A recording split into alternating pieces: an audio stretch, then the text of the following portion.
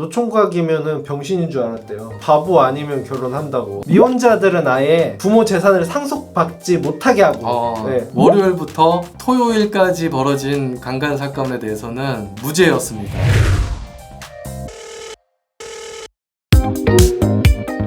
중국도 저출산 지금 그렇죠. 그걸로 넘어가고 있잖아요. 맞아요. 그래도 보면 태국도 보면은 출산율 되게 낮아요. 혹시 뭐 잠깐 자료 2019년이다 하면 더 줄었을 수도 있어요. 소득 7,000달러 태국은 왜 저출산 국가가 됐을까? 잘 사는 나라가 아니어도 여기 보면 저 1.09로 되어 있네. 방금 본 건 2019년 기준으로 높았었는데 네.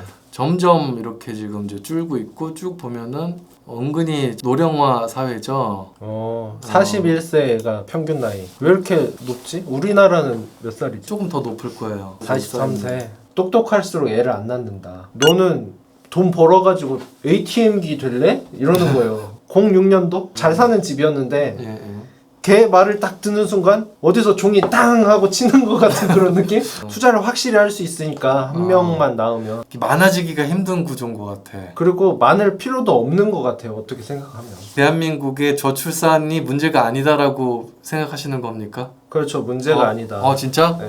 AI 기술이나 로봇 기술 많이 발달되잖아요. 이제 그래서 4차 산업혁명이 끝나면 아마도 이렇게 많은 인구가 필요 없을 것이다. 애국지사 이런 거 아니거든. 국뽕로가 아니라서 예. 인간 개인적으로 생각하면 과연 애를 낳아서 나를 희생할 만한 가치가 있을까? 혼자 잘 살고 잘 먹고 잘 살면 되지. 희생이라고 느끼는 게 어떤 부분인가요? 돈도 투자를 해야 되고 또 그거에서 오는 스트레스 무겁게 다가오는 거죠. 뭐 한 살까지 30만 원씩도 지원해주고 초등학교 갈 때까지 또 한 달에 10만 원씩도 주고 아니 근데 그게 아파트 분양받을 때도 점수도 좀 혜택이 어쨌든 있잖아요. 함정이 있어. 애가 있는 가정한테만 지원을 해줘요. 안 할 것 같은 사람들을 꼬셔야죠. 어떻게든. 청년들에 대한 지원을 오히려 더 해줘서 기본급 문제라든지 그런 것들을 해결해주면은 결혼을 할 생각이 없는 애들도 혜택을 보는 거잖아. 아니 그러니까 그냥 전반적으로 네. 젊은 세대들한테 좀 퍼줘라처럼 들리거든요. 근데 뭔가 여기에 네. 구분이 있어야 될 것 같아.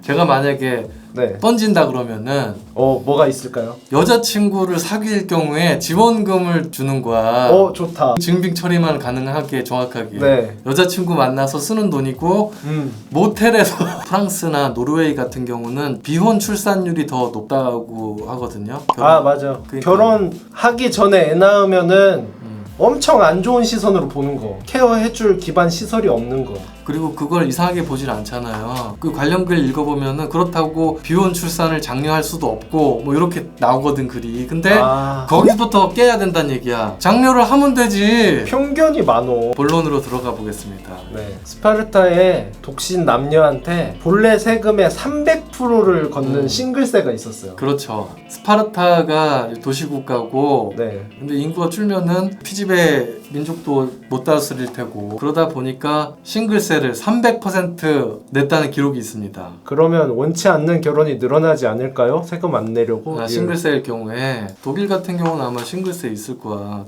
독일은 싱글세 운영에 출산율 높였다. 대체로 거짓. 독일은 이제 이민으로 난민이든 부작용 감안하고 막 쭉쭉 빨아들여가지고 지금은 해결됐는데 저게 싱글세 때문에 해결된 건지 이민을 많이 받아들여서 해결이 된 건지 팩트로는 알 수 없다라고 얘기를 하는 거죠. 2021년에는 걷고 있진 않다라고 또 얘기를 하네요. 독일의 비혼자들이 기혼자비에 높은 세금을 내고 있다는 그러니까 싱글세라는 명칭으로 걷는 게 아니라 다른 걸로? 소득세인데 1인 가구면은 이제 플러스 해가지고 받는다는 얘기겠죠. 여기 써있네 소득세. 그렇네. 여기 24% 걷는데 1인 가구는 34% 걷는데 싱글세인 거는 맞는 거지. 저게 국민 정서 때문에 저렇게 한 건데 출산율이랑 관계가 있냐 할 때는 알 수 없다는 것 같아요. 대체로 거짓이라는 게 이민 정책 때문에 인구가 늘긴 했거든. 또 써있잖아. 이민을 되게 공격적으로 했거든요. 적극적인 이민 정책. 팩트인지 아닌지는 모르는 거예요, 사실.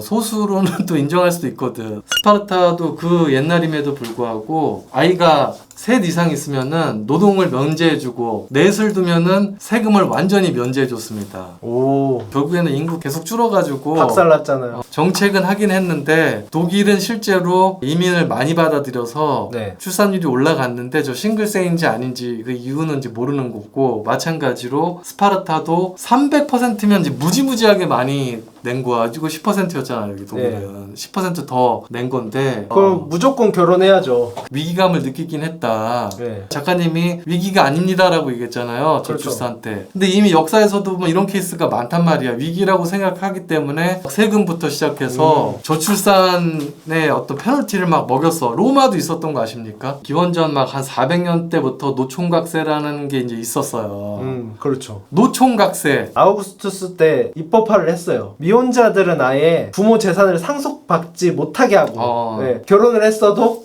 자식이 없으면 50% 더 높게. 노처녀세? 노처녀세는 여자에 대한 그런 인권이 거의 없어가지고 그런 거 없었던 것 같고, 어쨌든 자녀가 없으면 고위공직에도 못 오르게 하는 그런 법이 있었거든요. 애를 셋 이상 낳으면 스파르타랑 마찬가지로 면세 혜택이라든지 그런 거를 주는 법도 있었어요. 혜택을. 네.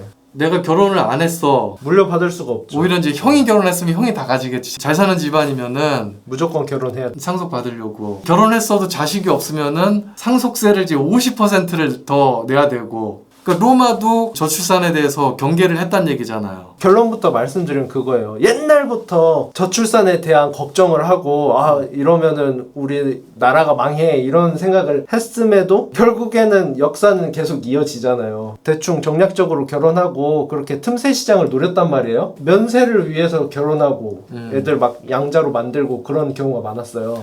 맞는 케이스 같은데? 저 옛날부터 있었던 게 이어져 오고 입법화하고 또 한참 전성기를 구가했으니까 저 법이 효과가 있었다라고 느껴지거든요, 저는. 2500년? 400년 전에 중국에도 그런 법은 있었어요. 모랑 구천이 출산 장려 정책을 했었거든요. 여자가 10몇 살 되고 17살인가? 어쨌든 남자가 또 결혼 정년기가 되면은 결혼을 안 하면 그 부모를 처벌했어요. 기원전 200년쯤 아이를 낳으면 먹을 걸 많이 준다던가 식량을 주고 그런 식으로 했었는데 어쨌든 망했잖아요. 정책 때문에 망한 게 아니지. 조선시대도 출산 장려하고 뭐 그런데 그것 때문에 망한 건 아니잖아요. 근데 조선시대도 어쨌든 인구수가 그렇게 급격히 늘진 않았잖아요. 오히려 그것 때문에 그나마라도 유지했던 걸 수도 있잖아. 그런 거 아니어도 뭐 상관없지 않았을까요? 그러니까 저는 얘기하는 게 옛날부터 문제라고 인식하고 여러 문화권에서 출산을 장려하기 위한 정책을 펼쳤다.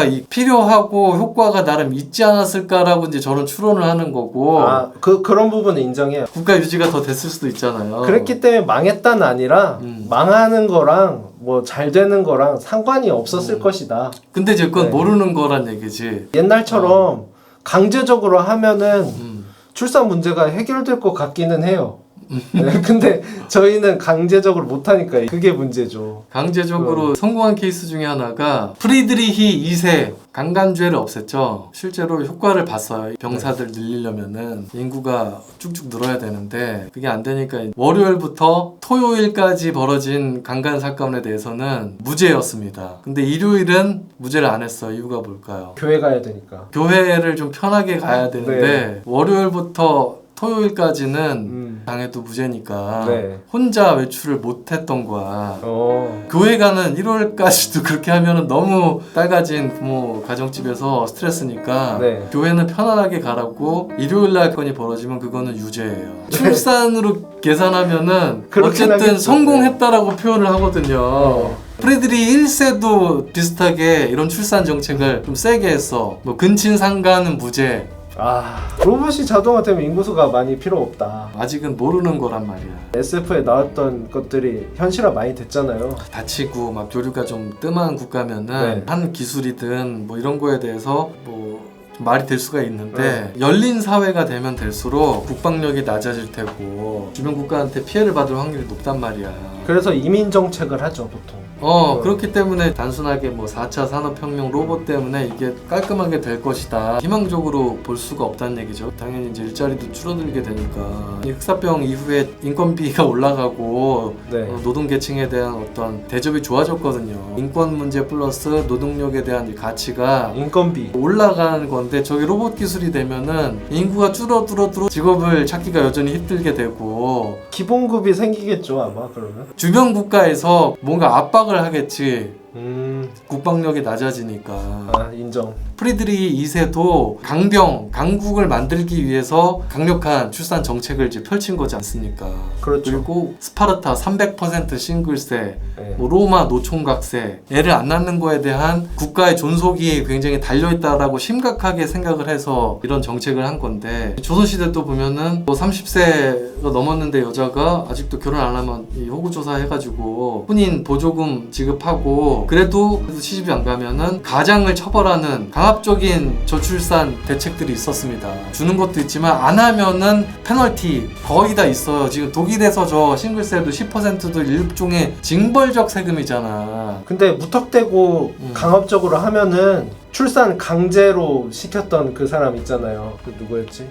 요샌데. 아, 그 루마니아 네. 한번 찾아주세요. 차우세스쿠 인구 정책. 1967년부터 89년까지 인구 정책을 했는데 네, 엄청 강압적이었죠 이게. 보면은 예. 결과가 그렇게 좋지가 않아요. 강압적으로 했음에도. 당장은 좋아졌네. 여기 네. 보니까 69년이니까 요때는 네. 당장 요때 좋아진 거 아니야? 쭉 올라간 게.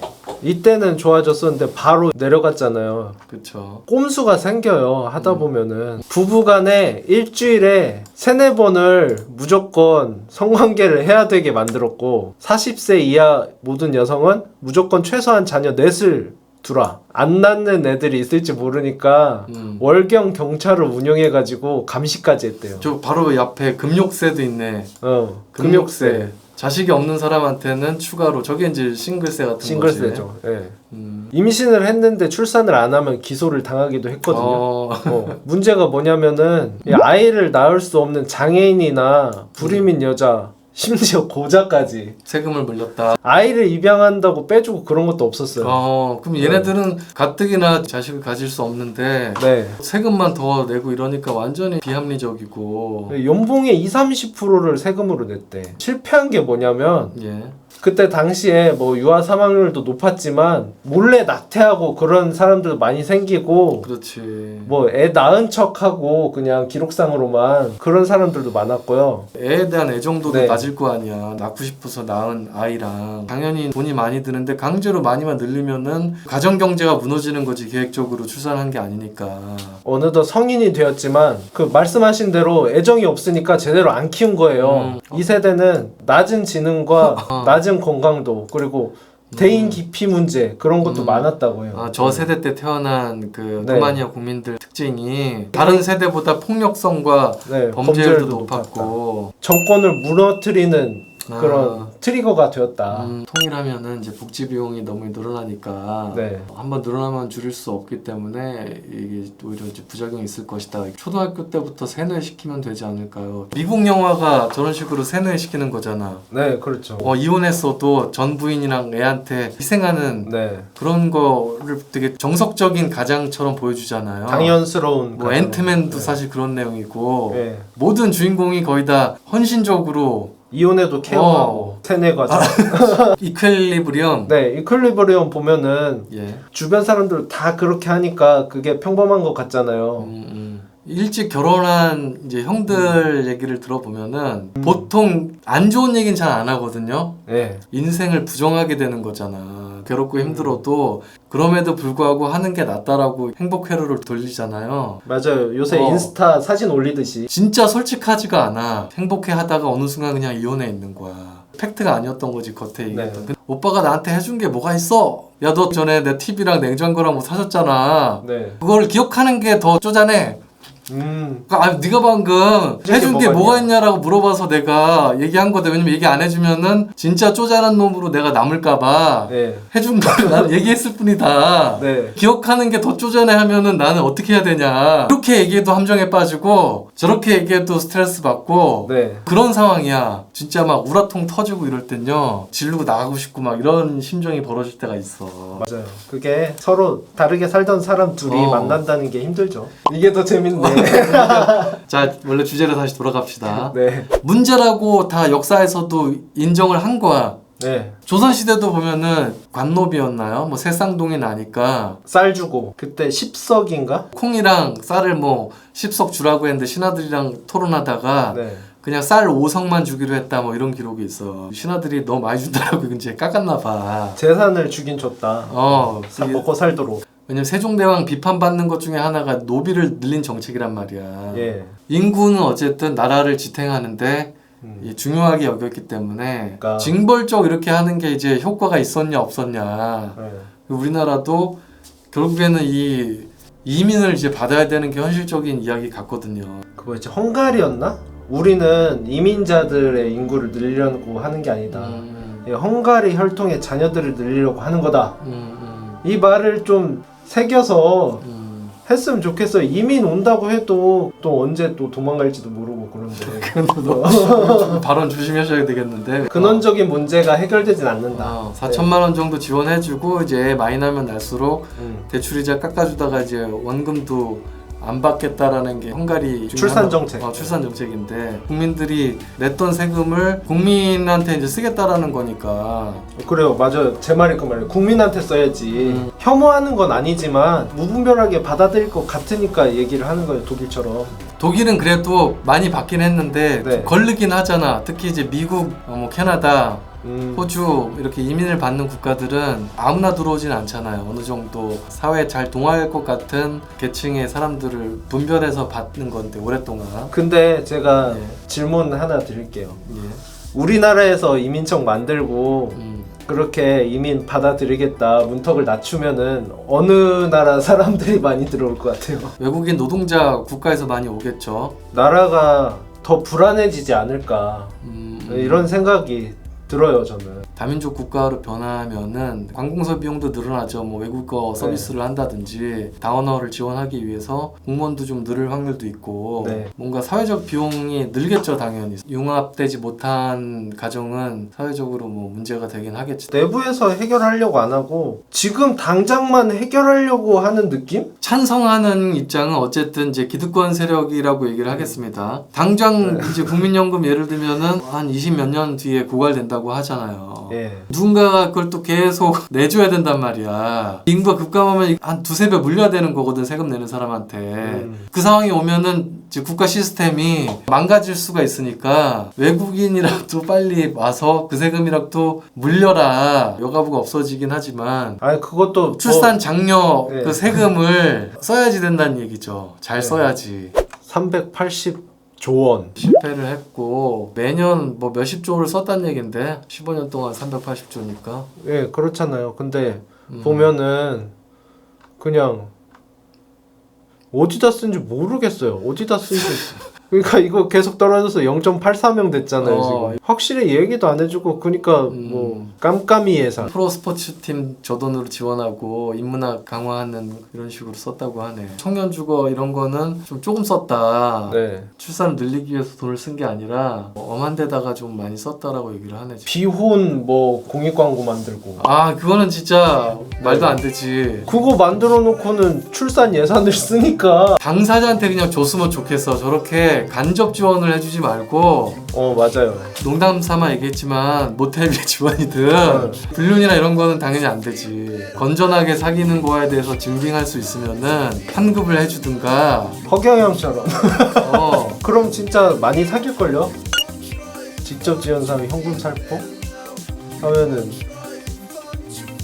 현금 살포 하는 것도 아니잖아요. 근데 이거 간접 지원 예산 비중이 60% 넘어. 아파컬처. 구독과 좋아요, 알림 설정까지 부탁드리겠습니다.